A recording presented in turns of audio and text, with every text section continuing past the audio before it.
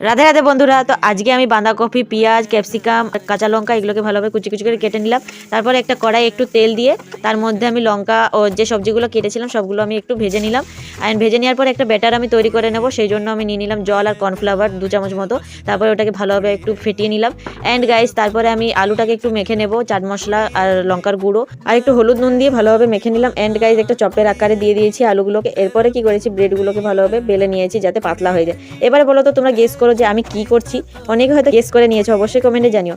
তো আমি করছি ব্রেড রোল। তো ব্রেড রোল করার জন্য আমি একটা কর্নফ্লাওয়ারের যে ব্যাটারটা বানিয়েছিলাম ওটার মধ্যে একটু দিয়ে অ্যান্ড তারপরে ব্রেড ক্রামের মধ্যে দিয়ে করে একটু কোট করে নিলাম। ব্যাস তারপরে কি, কড়াই একটু তেল দিয়ে তারপরে ওগুলোকে এপিট ওপিট ভালো করে লাল লাল করে ভেজে নিলাম ব্রেড রোলগুলোকে। অ্যান্ড গাইজ আমাদের রেডি। সস দিয়ে তোমরা খাও অ্যান্ড মজা নাও, বাচ্চাদেরকেও খাওয়াও, কারণ অনেক রকমের সবজি দেওয়া আছে। যারা খেতে পছন্দ করো না সবজি, তারাও এটা করে দেখো। অ্যান্ড খেতে গাইজ দারুণ লাগবে, তোমরা একবার ট্রাই করে দেখতে পারো। আমার তো দারুণ লেগেছিল। তো আজকের মতো এখানেই টাটা।